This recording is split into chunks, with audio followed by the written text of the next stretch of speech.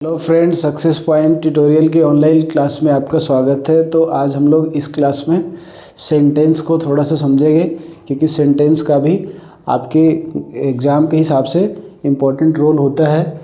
तो ग्रामर के हिसाब से और इंग्लिश के हिसाब से सेंटेंस का मतलब ये है कि अगर डेफिनेशन समझे तो उसको बोला जाता है कि ग्रुप ऑफ वर्ड्स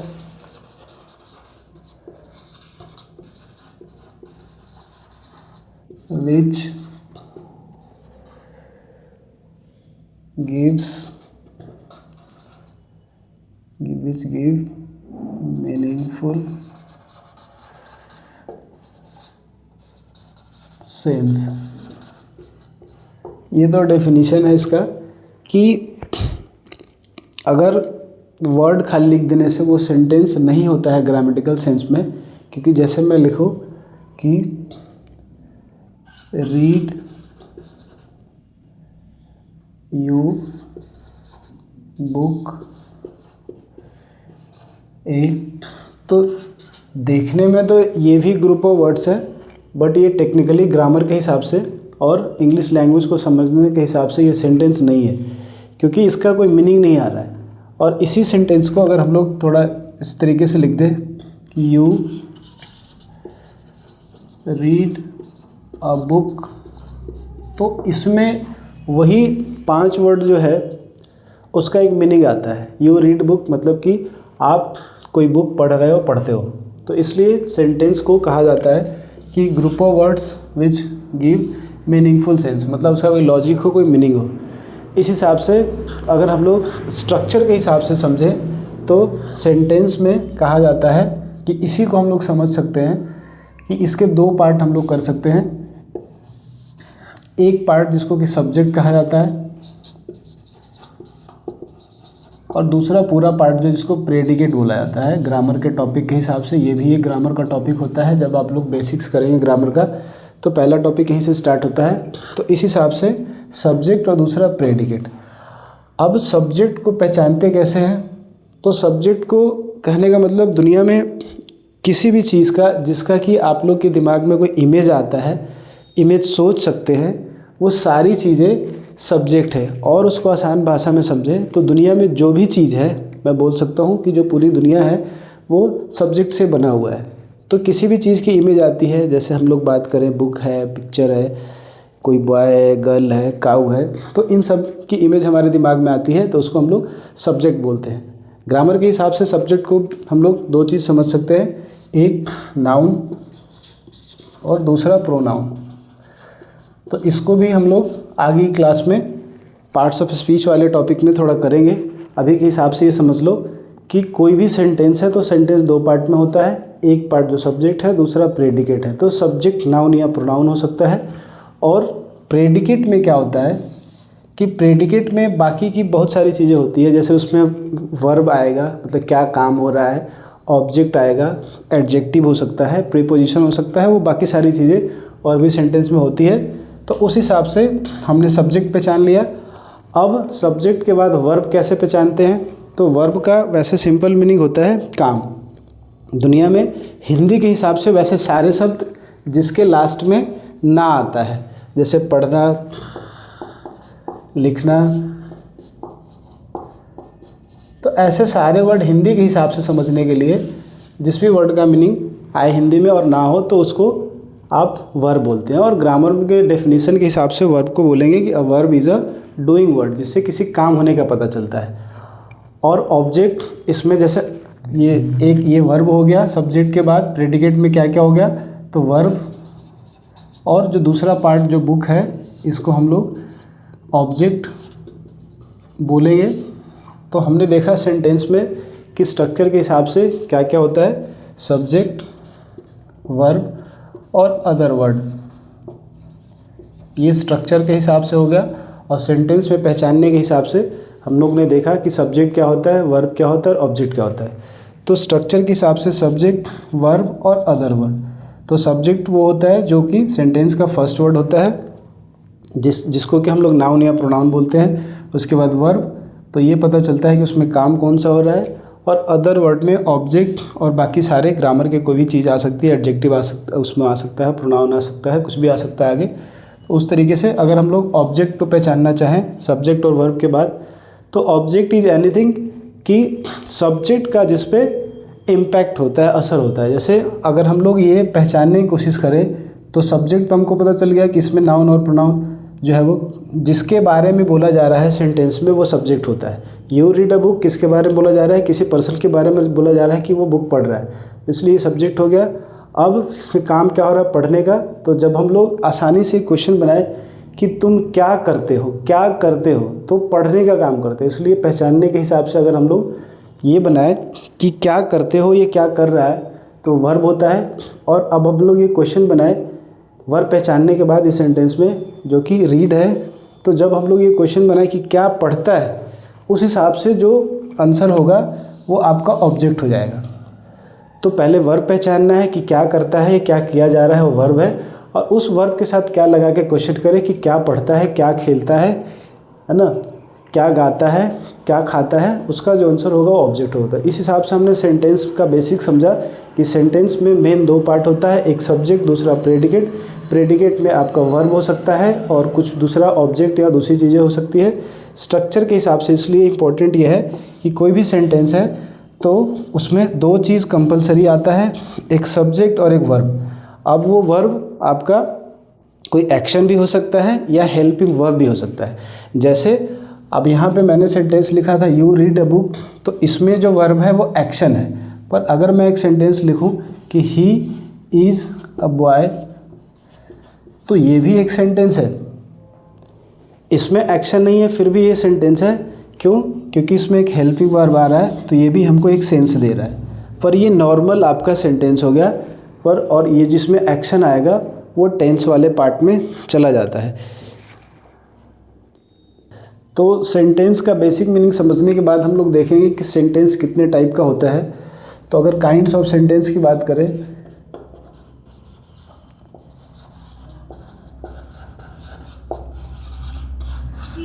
तो ये यूज़ के हिसाब से 5 टाइप का होता है। एक आपका असर्टिव, इसका दूसरा नाम डिक्लेरेटिव भी होता है, दूसरा इसमें आपका इंटेरोगेटिव,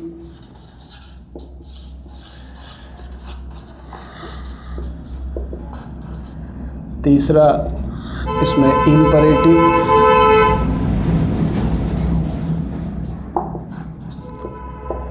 चौथा ऑप्टेटिव और पांचवा एक्सक्लेमेटरी।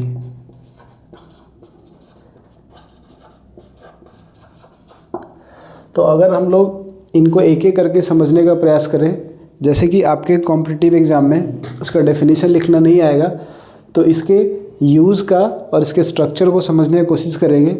तो फर्स्ट अगर हम फर्स्ट की बात करें जिसमें कि असर्टिव से स्टार्ट करते हैं, तो मीनिंग के हिसाब से सेंटेंस का ये वो पार्ट है जिसमें असर्ट और डिक्लेयर करने का मतलब दुनिया में जो कुछ भी नॉर्मली बोला जाता है, जिसमें बोला जाए कि वो हाँ का मीनिंग हो, या बोलचाल में हम लोग जो बोलते हैं तो वो सारे असर्टिव सेंटेंस कहे जाते हैं। तो यूज़ के हिसाब से ये भी 2 टाइप का होता है। एक आपका पॉजिटिव बोला जाता है और दूसरा इसी का नेगेटिव होता है। तो असर्टिव सेंटेंस 2 टाइप का होता है, एक पॉजिटिव और एक नेगेटिव। तो पॉजिटिव अब अगर हम लोग बात करें तो इसमें भी सेंटेंस जैसा कि हम लोग लगातार पढ़ते आ रहे हैं कि सेंटेंस 2 तरह का होता है, एक जिसमें कि वर्ब होगा मतलब कोई काम हो रहा होगा, एक्शन होगा, और दूसरा जिसमें एक्शन नहीं होगा। तो अगर हम पॉजिटिव में बात करें, फिर से एक एग्जांपल लेने की कोशिश करें, ही प्लेज क्रिकेट, तो ये आपका टेंस के हिसाब से हो गया। इसका ये पॉजिटिव हुआ। इसका जब आप नेगेटिव करने जाएंगे तो इसका नेगेटिव जो होगा वो हो जाएगा he does not play cricket, जिसको कि हमने टेंस में भी समझने का प्रयास किया था तो पॉजिटिव से नेगेटिव करेंगे अगर टेंस है और ये सिंपल प्रेजेंट है, उसके हिसाब से जब नेगेटिव करने जाएंगे तो सिंपल प्रेजेंट में 2 हेल्पिंग वर्ब आपको याद रखना है नेगेटिव करते टाइम, एक डू और एक डज। अगर सब्जेक्ट सिंगुलर है तो डज और सब्जेक्ट प्लूरल है तो डू यूज़ होता है नेगेटिव करने के लिए। इस तरीके से अगर हम लोग बिना वर्ब का कोई सेंटेंस लें पॉजिटिव में, मान लो कि पॉजिटिव का दूसरा अगर एक लोग हम सेंटेंस लें जिसमें कि एक्शन नहीं होगा, कि जैसे हो जाएगा कि दैट इज़ अ डॉग, तो ये भी पॉजिटिव सेंटेंस है लेकिन इसमें वर्ब जो है वो हेल्पिंग वर्ब है, इसकी तरह एक्शन नहीं हो रहा है। तो इसका नेगेटिव करने जाएंगे तो नेगेटिव में क्या होता है कि सब्जेक्ट, उसके बाद अगर इसमें वर्ब नहीं है इज़ है तो इसके बाद नॉट आ जाएगा, अ डॉग। इस तरीके से नेगेटिव जब भी आपको करना हो किसी भी सेंटेंस का तो क्या करना है, सब्जेक्ट और उसके बाद जो हेल्पिंग वर्ब आएगा उसके बाद नॉट आ जाता है। टेंस रहेगा तो जो उसका हेल्पिंग वर्ब रहेगा उसके बाद नॉट आ जाएगा। इस तरीके से हमने असर्टिव देखा है। असर्टिव जो होता है नॉर्मल बोलचाल में जो भी सेंटेंस बोला जाता है वह असर्टिव होता है। असर्टिव 2 टाइप का होता है, एक पॉजिटिव और नेगेटिव। इन दोनों का भी स्ट्रक्चर अगर आप लोग समझेंगे तो पॉजिटिव का सब्जेक्ट, इसके बाद वर्ब, ऑब्जेक्ट या अदर वर्ड में कुछ भी आ सकता है।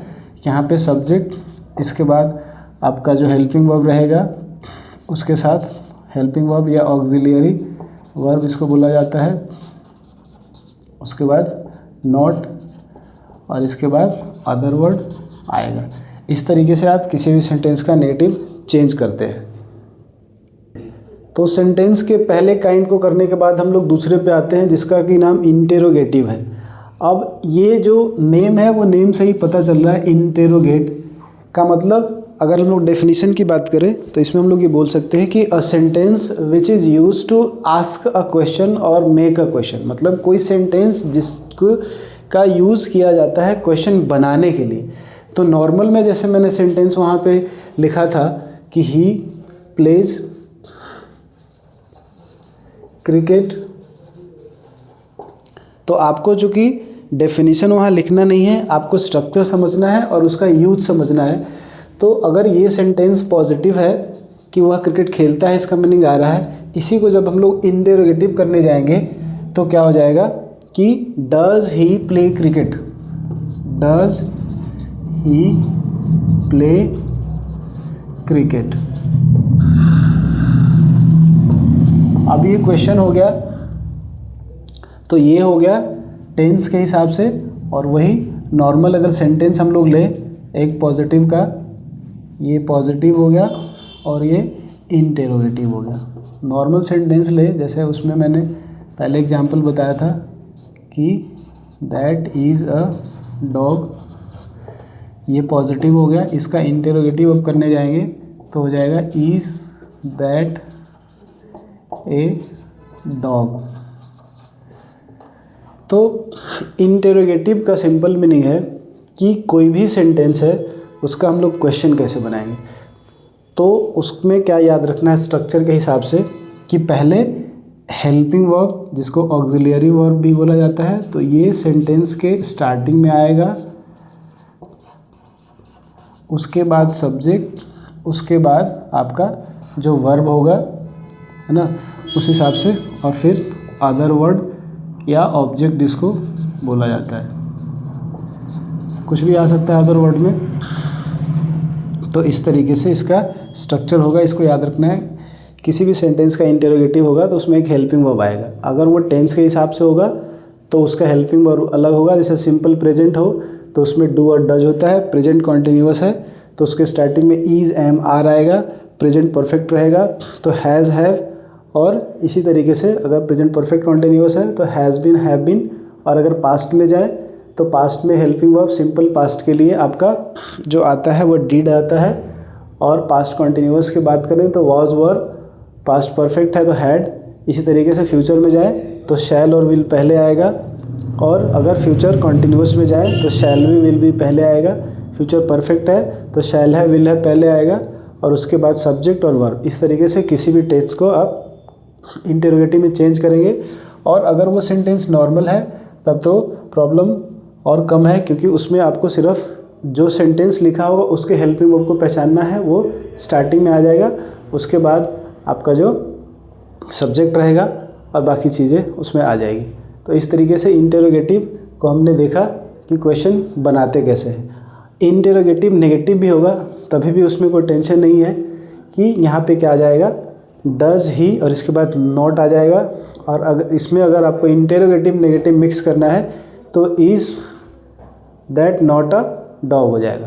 तो स्ट्रक्चर आपको याद रखना है, हेल्पिंग वर्ब, सब्जेक्ट, उसके बाद वर्ब और अदर वर्ड। इस तरीके से आप लोग टेंस का करेंगे।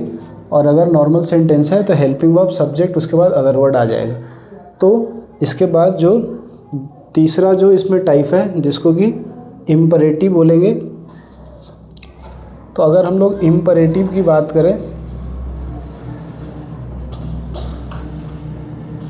तो it is that kind of sentence which expresses the meaning of order, request, advice और सजेशन। इसमें आपके 4 तरह के सेंटेंस जनरली आते हैं जो कि क्या बताता है, ऑर्डर का भाव उसमें आता है, ऑर्डर का सेंस होता है, रिक्वेस्ट होगा, सजेशन होगा या एडवाइस होगा। तो इम्परेटिव का मीनिंग यही है कि a sentence which expresses, which gives the meaning of order, request, suggestion, advice etcetera. इस तरीके से हो सकता है।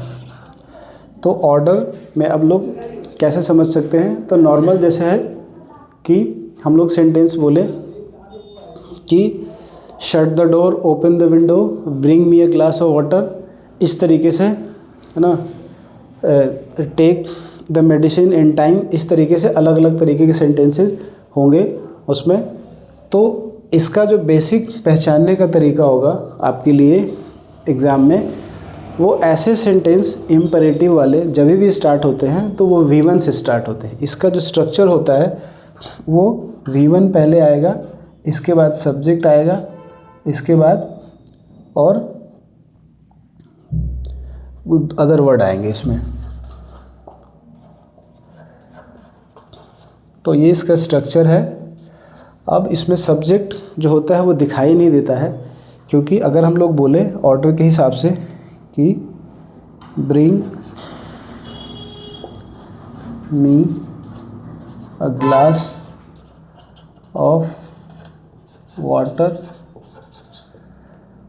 तो यहाँ पे इस स्ट्रक्चर के हिसाब से जो V1 है वो पहले आ रहा है, उसके बाद और दूसरी चीज़ें आ रही हैं। तो इसमें सब्जेक्ट अगर हम लोग खोजना चाहें तो इसमें एक सब्जेक्ट हिडन होता है जो यू होता है, क्योंकि जब भी कोई काम अगर बोला जाएगा तो उसमें किसी न किसी के लिए बोला जाएगा।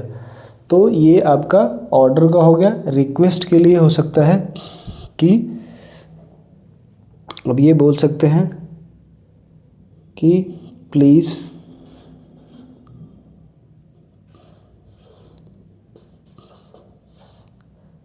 हेल्प मी, तो रिक्वेस्ट हो गया।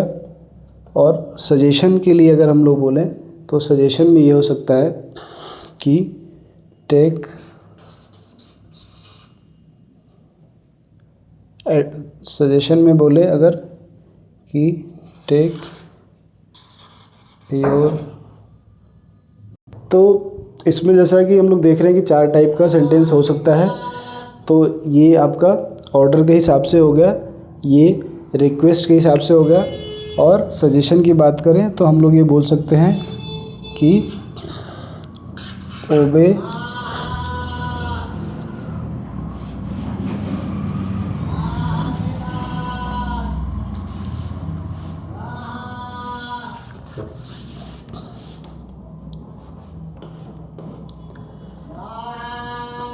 तो सजेशन में हम लोग बोल सकते हैं कि फॉलो द ट्रैफिक रूल। और अगर एडवाइस की बात करें तो हम लोग बोल सकते हैं कि take medicine, take your medicine in time. तो इस तरीके से इम्परेटिव में हमने ये देखा कि सेंटेंस जो होगा वो V1 से स्टार्ट होता है और उसमें जो सेंस होगा सेंटेंस का वो ऑर्डर का होगा, रिक्वेस्ट का होगा, सजेशन का या एडवाइस का होगा। तो सेंटेंस का 3 टाइप करने के बाद चौथा टाइप जो कि ऑप्टेटिव सेंटेंस है, तो इसको डेफिनेशन के हिसाब से हम लोग समझें तो ये कह सकते हैं कि a sentence which expresses the meaning of blessings, मतलब किसी को आशीर्वाद देना इसमें, उसके बाद किसी के लिए विश करना, प्रे, और इसमें कर्स। तो इसको हम लोग बोल सकते हैं कि a sentence which expresses which gives the meaning of bless, wish, curse and pray. तो उस हिसाब से अब हम लोग इसमें ये समझते हैं कि इनमें से जितने भी सेंसेस वाले सेंटेंस होंगे तो ये जो चीज़ें हैं वो हम चाह के नहीं करते हैं, इसमें ऐसा भाव आता है कि ये चीज़ें भगवान के बस में या गॉड के बस में होता है, उस हिसाब से हम लोग बोलते हैं। तो अलग अलग इनके सेंटेंसेस को हम लोग पहचानने के हिसाब से देखें तो उसमें जो स्टार्ट होता है वो, जैसे ब्लेस की बात करें तो हम लोग किसी को आशीर्वाद देते हैं कि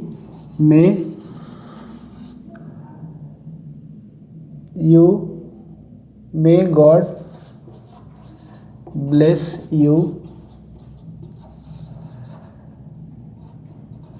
तो ये सेंटेंसेस में से स्टार्ट हो रहे होते हैं और इसमें ये आता है कि जो चीज़ है वो गॉड के द्वारा किया जा रहा है, हम लोग ऐसा एक्सप्रेस करते हैं, अपना भावना जाहिर करते हैं। दूसरा, विश की बात करें अगर हम लोग, ये ब्लेस के हिसाब से हो गया। अगर विश में इसमें देखें तो हम लोग ये बोलते हैं कि may you be a doctor. तो इसमें भी हम लोग पहचानने के हिसाब से देखें कि ये सेंटेंस में से स्टार्ट हो रहा है और इसमें भी यही कि हम किसी के लिए इच्छा जाहिर कर रहे हैं कि भगवान करे कि तुम डॉक्टर बन जाओ। अगर हम लोग प्रे की बात करें तो प्रे में जैसे हम लोग ये बोल सकते हैं कि may God get you well soon. मतलब अगर कोई इंसान अगर बीमार है, अगर उसका हेल्थ अच्छा नहीं है तो उसमें हम लोग ये भगवान से भाव प्रकट करते हैं अपना, वो कि भगवान तुमको जल्दी स्वस्थ करे। तो पहचानने के हिसाब से हम लोग ये देख रहे हैं कि ऑप्टेटिव में जो सेंटेंस है वो मे से स्टार्ट हो रहा है। और अगर कर्स की बात करें तो कर्स का मतलब होता है कि किसी के लिए हम लोग बुरा भाव प्रकट कर रहे हैं, बुरा सोच रहे हैं। तो जैसे हम लोग बोल सकते हैं कि मे यू डाई सून। तो इस तरीके से इसमें हम लोग उसके प्रति बुरा भाव करें, भगवान करें कि तुम्हारे साथ कोई बुरा घटना हो, हाँ, इस तरीके से। तो इसमें 4 तरीके का सेंटेंस हमने देखा, जिसमें कि ब्लेसिंग्स का भाव होगा, किसी के लिए हम लोग विश जाहिर कर रहे हैं, किसी के लिए प्रार्थना कर रहे हैं, और किसी के लिए कर्स का जो है वो एक्सप्रेशन आ रहा है। तो इसको पहचानने के हिसाब से हम लोग ये देख रहे हैं कि सेंटेंस जो है वो में से स्टार्ट हो रहा है। तो सेंटेंस का जो आखिरी टाइप है जिसको एक्सक्लेमेटरी सेंटेंस बोलते हैं, इसको हम लोग करेंगे। तो इसमें अगर हम डेफिनेशन की बात करें तो इसमें वैसा सेंटेंस आता है जिसमें हम लोग ये बोल सकते हैं कि a sentence which expresses strong feeling, emotion, surprise. इस टाइप के सेंटेंसेस, इस टाइप के भाव वाले सेंटेंस होंगे। तो जैसा कि बाकी का सेंटेंस था, तो ये सारी चीज़ें हम लोग सोच के लिखते या बोलते हैं किसी के लिए, पर एक्सक्लेमेटरी सेंटेंस में वैसे सेंटेंस होते हैं जिसको कि हम लोग पहले से प्लान करके नहीं बोलते हैं। अब वैसा भाव, वैसा फीलिंग हमारे दिमाग में जो सिचुएशन के हिसाब से, कंडीशन के हिसाब से हमारे दिमाग में जो अराइज होता है, उसके हिसाब से इसमें हम लोग जो है वह एक्सप्रेस करते हैं। इसीलिए इसमें जो सेंटेंस आता है उसमें स्ट्रॉन्ग फीलिंग, तो इसमें जो सेंटेंस हो गया उसमें स्ट्रॉन्ग फीलिंग का भाव आ सकता है। इमोशन हमारे, जिसमें कि हो सकता है कि बहुत ज़्यादा खुशी प्रकट करते हैं। कोई सैडनेस का भाव है, मतलब जब हम लोग कोई बैड न्यूज़ सुनते हैं या किसी के साथ कुछ ऐसा बुरा होता है। फिर इसके बाद सरप्राइज़, जब होते हैं हम हैरान रहते हैं किसी चीज़ को देख के। Wonder,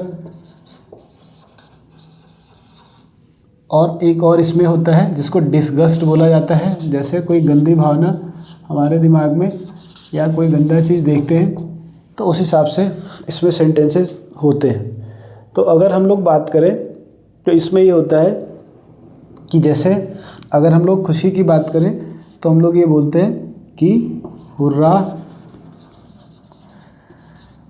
we have won the match.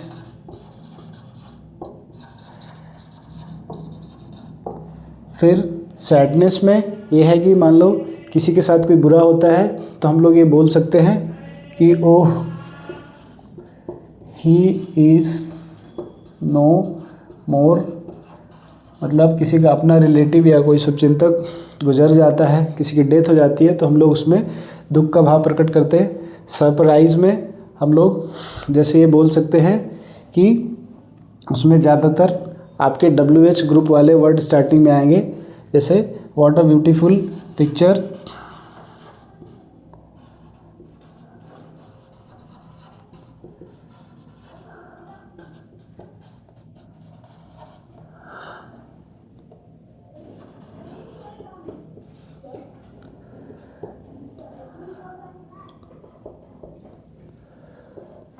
और डिसगस्ट की बात करें जिसमें कि कोई गंदी चीज़ देखते हैं या हमारे मन में किसी के प्रति ये हीन भावना होता है तो उसमें हम लोग जैसे बोल सकते हैं कि फाई छी छी, जिसको हिंदी में बोला जाता है